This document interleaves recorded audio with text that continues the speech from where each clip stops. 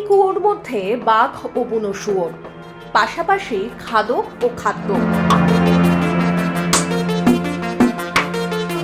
কিন্তু জলে পড়ে প্রাণ রক্ষার তাগিদে কেউই কাউকে আক্রমণ করছে না।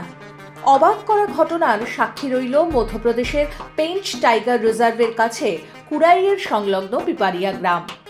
দুর্ঘটনাক্রমে একই কুয়োতে পড়ে যায় একটি বাঘ ও একটি বুনো শুয়োর। জলে খাবে খেতে খেতে কয়েকবার বেয়ে ওঠার চেষ্টাও করে বাঘটি, কিন্তু সফল হয়নি।